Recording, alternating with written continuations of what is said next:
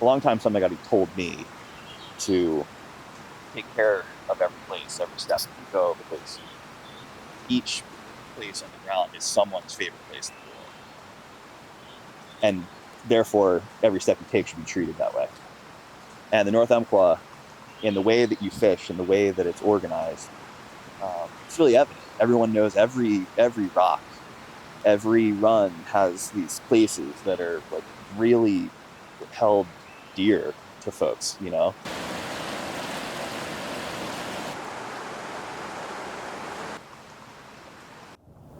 So we're heading up to the North Umpqua River, up to the Steamboat area. Do some early scouting, see if there's any fish in the system. We're meeting with friends and some community members to discuss the issue of Winchester Dam and what we can do about it. These are all people who come from different parts of the community, different parts of the industry. They're all passionate about the river, and they all feel strongly about Winchester Dam, and that's why they're here.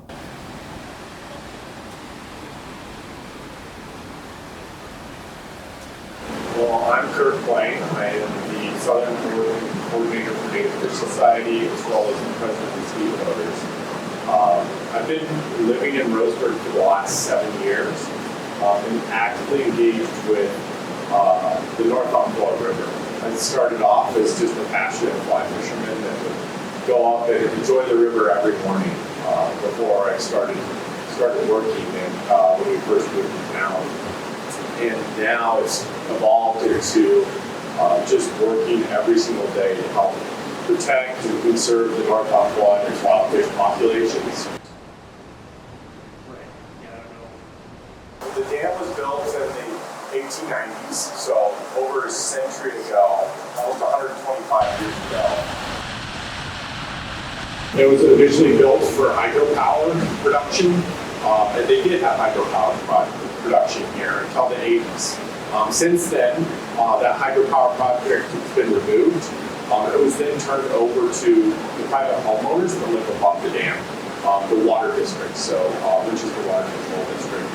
It's very common within irrigation districts or that sort of thing, but it's a special district filed with the Secretary of State, and it's solely maintained for private recreation. This dam has been privately owned by them and maintained by them through their organization.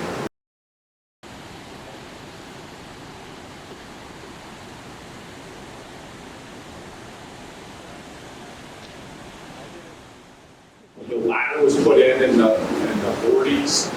That's when they started tracking fish passage. That island, because that's the Thalwag, that's the main section of the river. Inside of the outside, Inside, closer to us. And they migrate up there, they make it to that. The impacts that it's causing right now, so fish are migrating up the Thalwag, or the deepest portion of the river, and that's on the south side. They're bumping their face off the front of the dam all the way across the dam. They're finally finding the entrance to the ladder and going in circles through the ladder, because this ladder is very confusing. So, which sections, from this view,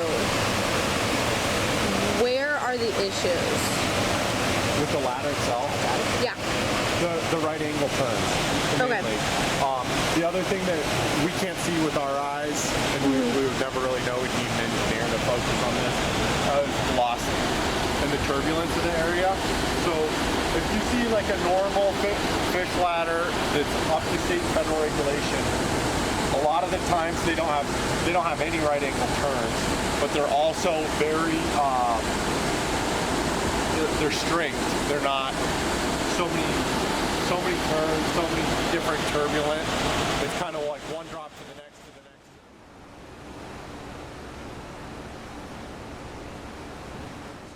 The fish ladder isn't the only thing that's an issue. That's a great point. Yeah. The entire dam base needs to be fixed. And that's totally up to them. You can see fish swirling around in here. Historically, there has been no regulation at this dam. So, in 2018, a coalition of 17 different groups started working together to bring the rule of law. And since that 2018 time, this coalition of groups has continued to push for the rule of law to be followed. And so when I say the rule of law, it's getting those proper permits in order to do construction. And last summer they did that construction, and they had to obtain those permits because we made sure they did. There were some irregularities with the permitting process. We pitched with some concerns to multiple different agencies to let them know that we had concerns with how they were going to move forward with that.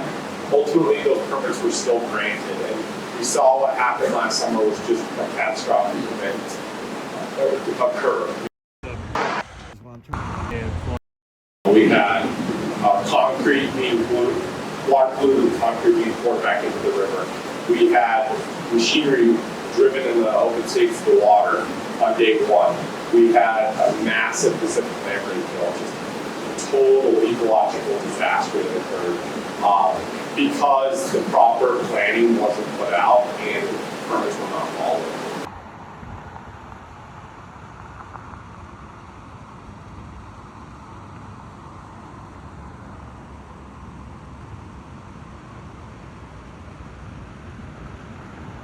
Like I said before, historically we were like, this is your dam.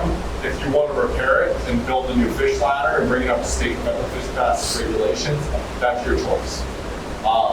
However, based off of what we've seen over the last 2 years, or last decade, that's not going to happen. They're not going to maintain this dam how they're supposed to. And so, unfortunately, we were asking them to remove the dam. Yeah.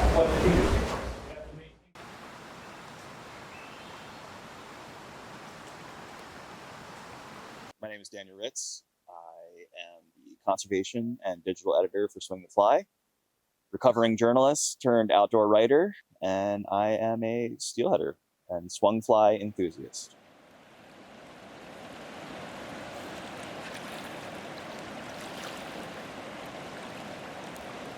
I grew up aspiring to be a writer and reporter. Managed to somehow successfully do that with a personal as well as kind of professional interest in natural resources.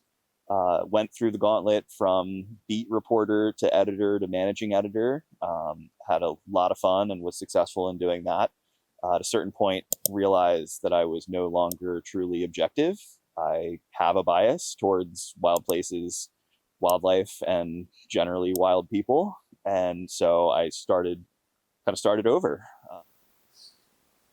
A couple of years ago, I guess it was 3 years ago now, I was working on a big series for Swing the Fly called The Point of Engagement, which is how me and Rob got to know each other.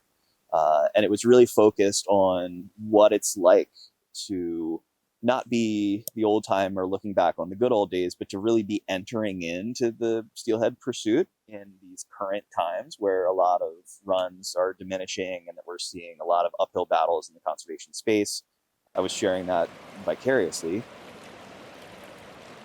My interest was coming here, and I wanted to get to know that angler advocacy, that conservation-minded angler forward community that's pretty unique. There's hundreds of storied rivers in the Northern Hemisphere. Not all of them have a history of conservation and preservation the way that the North Umpqua does.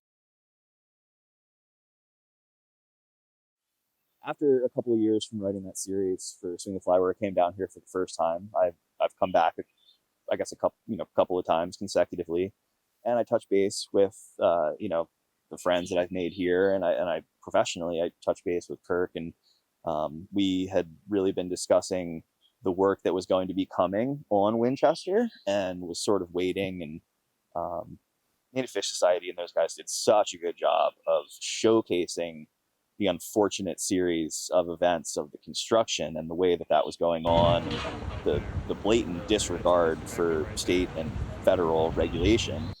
And I had called Kirk and I said, hey, like, I'm speaking to anglers through Swing the Fly.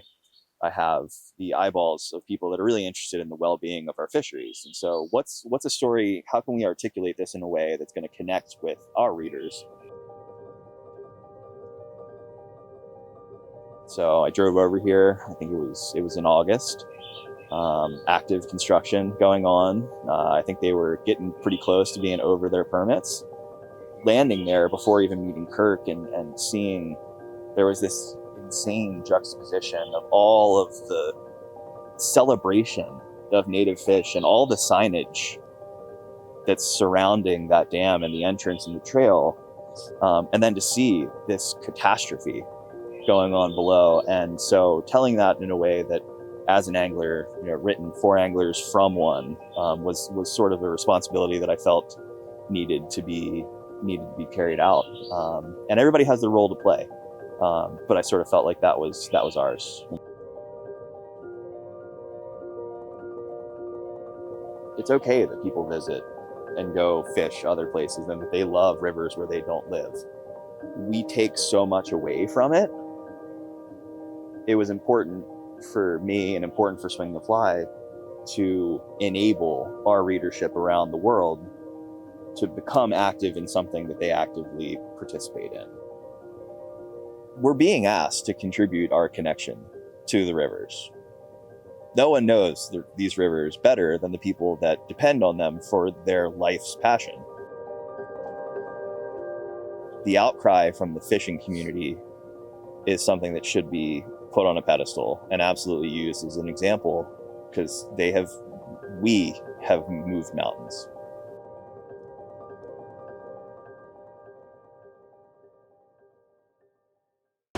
See how there's a little, it looks like a little slide?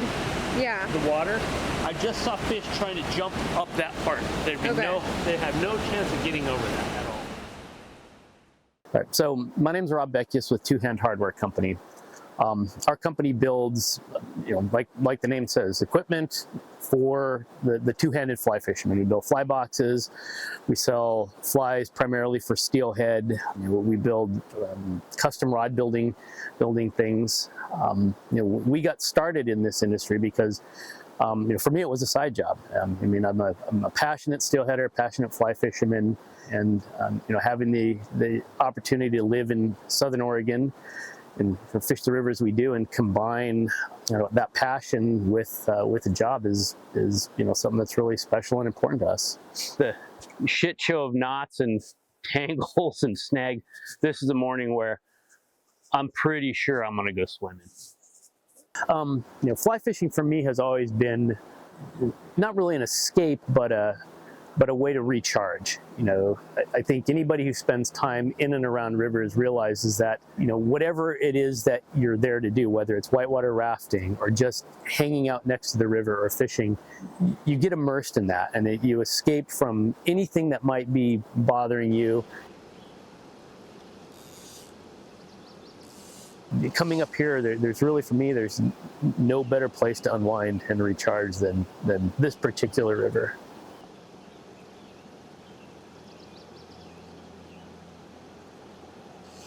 Most people know, they don't. My background is an engineer. I'm a mechanical engineer, and so I am not an anti-dam person. In fact, I'm very much the opposite. They do serve a purpose. We do need forms of energy. We do need food transportation. We do need irrigation. Dams do all those things. However, for me, looking at Winchester Dam through that lens is a real problem, because Winchester does none of that.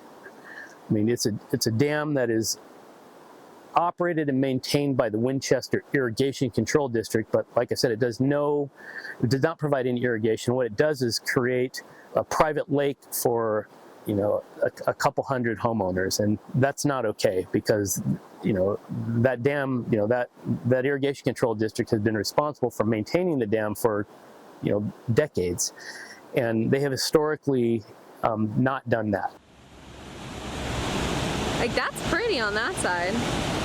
Good for them, at least, because last summer, I think it was really highlighted just how bad it is. This is a dam that has reached its life, and it really needs to go. And for them to continue to fight the removal of it isn't it's not right. That's the kind of thing that really gets under my skin.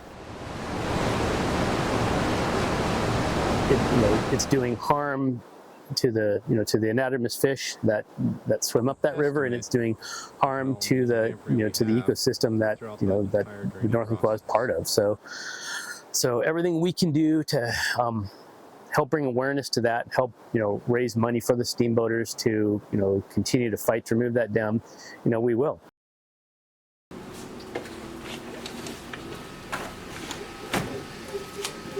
One of the things that we wanted to do to help protect this river was start a fundraising campaign, but find a unique way to do it, and something that doesn't just sound like we're some company trying to make money, because that's not what this was about.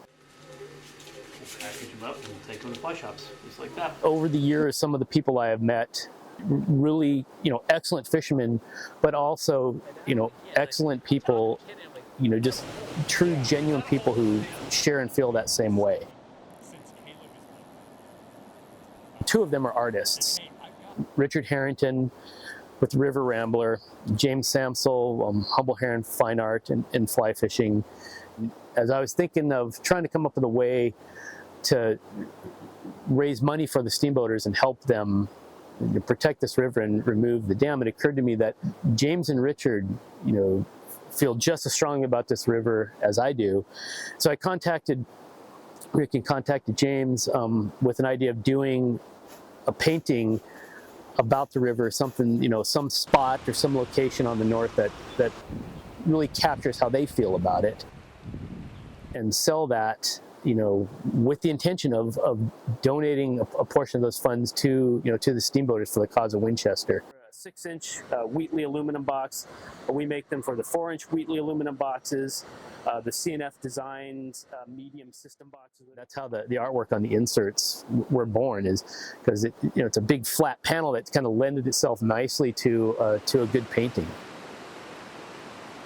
It seemed like just this natural synergy where we could all come together, collaborate on this effort and use that collaboration to raise money for this cause. We all feel it's our responsibility to do this. Being able to use the inserts as a mechanism to make that happen just seemed like a natural fit.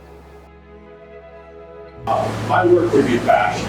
I'm here to conserve and protect the North Umpqua River.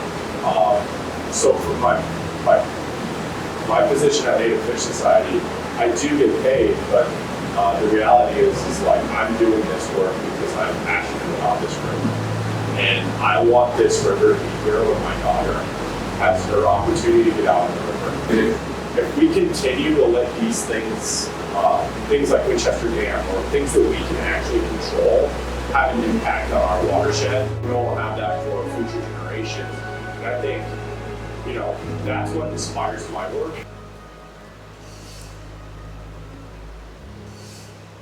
What Rob and 200 Hardware and Kirk and the steamboaters and the artists, with what Richard and James are contributing to do this, it's a really special moment for me, who works as an active angler myself.